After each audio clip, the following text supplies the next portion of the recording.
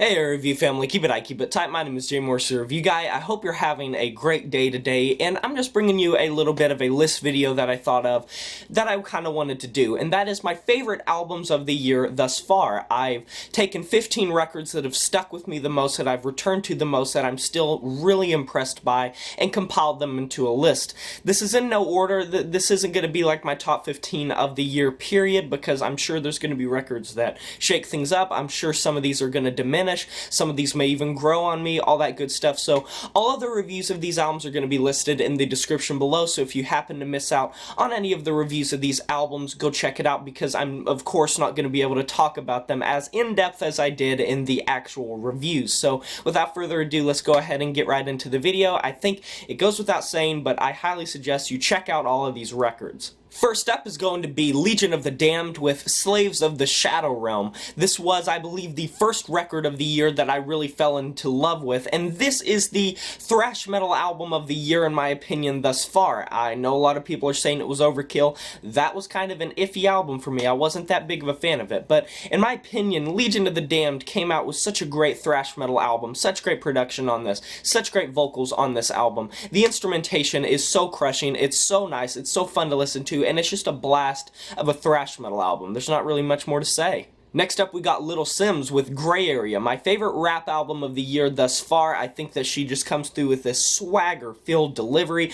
Her lyrics are quotable for days, and I really do love the way she approaches these topics. The beats are abstract but still accessible, and the features, the singing features on this album, are super strong as well. I just love this album from head to toes, and I've returned to it a lot. Next up, we got Swallow the Sun with When a Shadow is Forced into the Light, and for the most part, based on the views of the review as well as just the comments and what people have said about this album, this shouldn't come as a surprise. I gave this album a 10 out of 10. I think it is pitch perfect. I have tried to go back through it so many times and say, is something wrong with this record? Just trying to find a way to say that it's not perfect, but it is. It is amazing from front to back. It's such a fun listen, but it's so powerful. It's so full body experience type of album. It just gets you involved and it invokes these emotions, and it has this wide ranging just appeal from many different parts of the music spectrum. The instrumentation just flourishes. I love so many of these songs, and I just return to them so much even if I don't listen to the full album every single day. Like Crimson Crown and Firelights are just two of my favorite tracks of the year, period. Next up, we have Xiu Xiu with Girl with Basket of Fruit. This is the weirdest album on the list. It's so freaky, and Xiu Xiu is known for being weird. I mean, Jamie Stewart is one of the weirdest, songwriters and just creators and producers of all time. He is so weird. This album's not going to be for everyone, but if you want something off the beaten path to all hell, if you want something abstract and experimental and freaky and weird and intriguing and exciting, check this album out. Next up, Saor with Forgotten Paths. This is my second 10 out of 10 of the year so far, and for 6 months, 2 10 out of 10s is not that much because I don't really want to just give them away, but if another record deserved it, it's Saor. I have returned to this album more than Swallow the Sun's album, actually, I believe. I'm not exactly sure, but maybe that's because it's a shorter record. This is a one-man project, and it's like this blackened folk metal type of album, and the inclusions of the flute on so many of these tracks just makes it so beautifully chaotic. It incorporates some classic black metal instrumentation that you'd get from the 80s and 90s, and I also hear a little bit of black gaze influence in some of these tracks. The vocals are absolutely just cold and icy, and I just love this album from front to back. I really do suggest checking this album out. I know it slipped under the radar for a lot of people, and it actually almost slipped under the radar for me, but it's definitely worth your time if you like your black metal with a little bit more something thrown in there to make it a little bit different. Next up, we have highasakite with Uranium Heart. Who knew that a duo, an indie pop duo, an indie rock duo from Norway would come through with one of the prettiest sounding albums that I've heard this whole year? I've been returning to this album a lot. It's not the most musically diverse or experimental album, but it doesn't need to be, because there's this certain sheen that covers this whole album, and such beauty and such simplicity, and these lyrics are just blunt. They're not that poetic, but the way they approach it, especially with the way that the vocals, like, come about, it just comes off sounding so emotional. It just comes off sounding so poignant, and it makes so much sense with these beautiful indie pop instrumentals that are just shimmering, and like I said, the vocals are amazing on this album. Maybe a little bit nondescript for the genre. I will say that some people could say that, but I personally love it. I personally can't get enough of this album, and I like it a lot. Next up, we have Bring Me the Horizons album, Ammo or Ammo. Yeah, they actually made the list, because this album, I originally gave it an 8 out of 10, which would kind of constitute it being on this list anyway, but this album has grown on me a little bit, and some of the tracks that in the review I said that I didn't really enjoy that much, I've come to not only appreciate, but some of them I actually really enjoy. I think that Bring Me the Horizon is stepping away from a lot of their earlier influences, just as they did on That's the Spirit, and just as they started to on Sempiternal, and they're really trying new things with each album, and I respect that so much. And I know they lost some fans on this album. Specifically, they made a track called Heavy Metal where they kind of talk about detractors. I think that it's fine, because these tracks are not... they're not bad. On, like, any set of... under any mindset, these tracks are not really that bad. And the way that I appreciate this album is by taking a step back and saying, this isn't old Bring Me the Horizon. This isn't what they sound like. This isn't what they're doing. They're trying something new. Appreciate it as this album.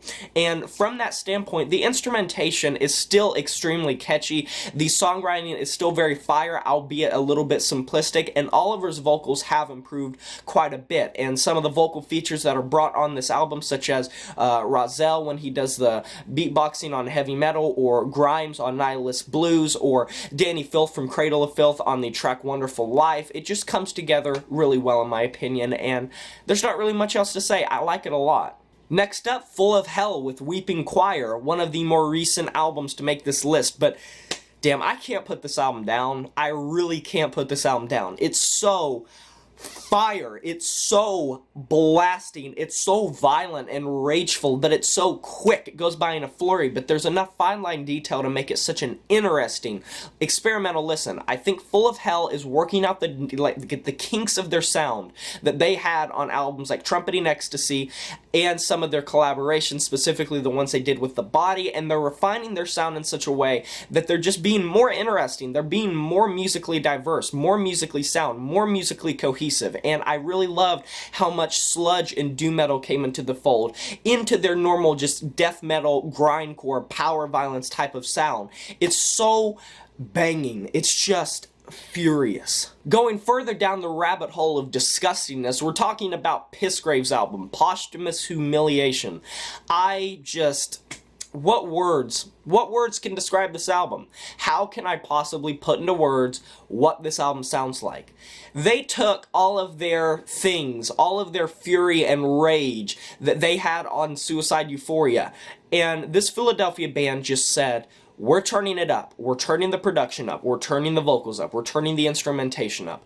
And on Posthumous Humiliation, it's like it just all came to such a boiled head that just needs a pin to just pop it, and when you pop it, it just explodes into this fit of just anger and just ferocity. The vocals are even more monstrous than they were in Suicide Euphoria, even more gargly. The production has been turned up, the guitars are so buzzsaw, the drums are so insane. It's all just this insane madness, and if you want a brutal death metal album that's going to just rock your world and make your day, check this album out. Next up, we have a surprise, Sunn with Life Metal. I originally gave this a 7 out of 10. It's grown on me a little bit. I like this album a lot. I still don't enjoy the vocals on the first track. I can't get by that. I don't like those female vocals on the first track.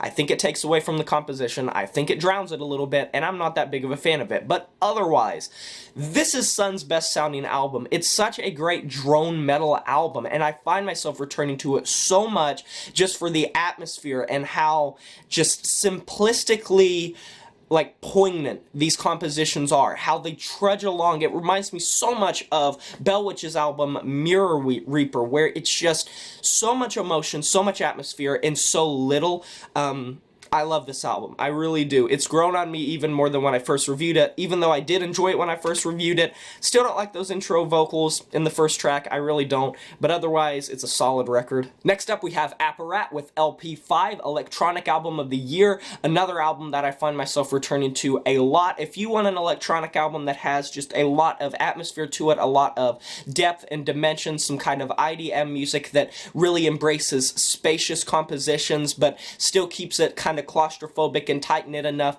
to make just you drift off to another dimension. This is a great record. The vocals are pretty okay. They're a little bit annoying at certain times when I kind of want the instrumental to take the front, but otherwise I have returned to this album more than any other electronic album because I think it just has some solid compositions.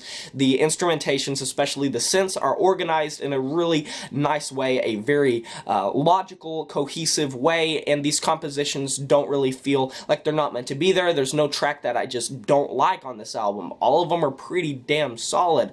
Apparat came through with a great electronic album. Almost missed this one, but luckily I didn't. Next up, we have Juice WRLD with Death Race for Love. Yeah, Juice WRLD has stayed with me. There are so many bangers on this album. I love Empty, I love Maze, I love Robbery. I mean, there's just some great tracks on this album, man.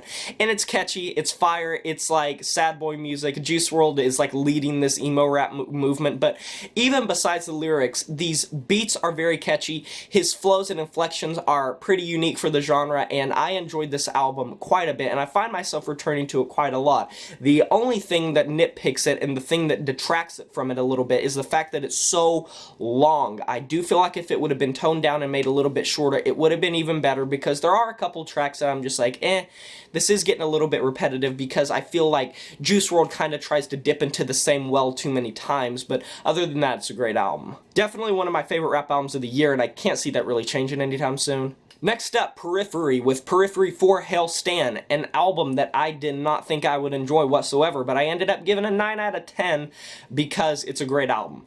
Progressive metalcore and gent haven't really had that many like really standout records in a while. I think the genre is kind of starting to kind of whittle away just a tiny bit, and I've never been a fan of Periphery. On their past records, there's just been something that just hasn't clicked with me, that hasn't really made that much sense, but on this record, I think that all fades away, and I think it's a fantastic progressive metalcore album. God, that one track that's like so long, it's like 16 or 17 minutes. I just love that track so much. It goes through so many progressions.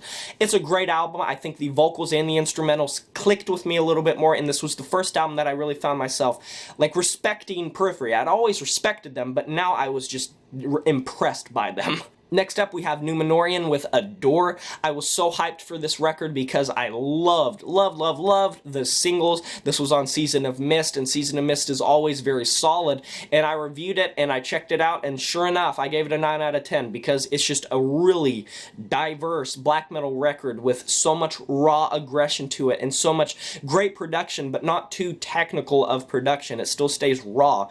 Great album. And finally, as of the making of this video, I hope that the review's out. This is the most recent album on the list, but I've already returned to it so much. That being Angel Maker's self-titled record. Deathcore Album of the Year, and I didn't think I'd be saying Deathcore Album of the Year anytime soon, but this is so good on so many levels. Please, I know for a fact in my comment section that there was a couple people that had not checked this album out, and when I suggested it, a couple people checked it out. They loved it. So check it out if you haven't, because it is a very good deathcore album. And even if you don't like deathcore, please try it out, because it has so many influences going into it. It also has black metal influences going into it. It's so fun to listen to. It's fairly long, but the track listing is watertight in such a way that there's not really a dud. I ended up giving it a 9 out of 10 because I think it's one of those albums that could really do a lot for the genre. And that's pretty much all I gotta say about that. So all of these reviews are going to be in the description below. Go check out my in-depth reviews. And what did you think of all of these records, or any of these records that you've personally heard? Let me know in the comment section below if you've heard any of these records, and if you have, what your thoughts of them were. So be sure to subscribe to the channel if you're new here. Like this video if you enjoyed it. Smash that notification bell to be notified of my future uploads. And I'll talk to you guys next time. But until then, my name is Jay Morse, the Review Guy, and I'm signing off saying farewell.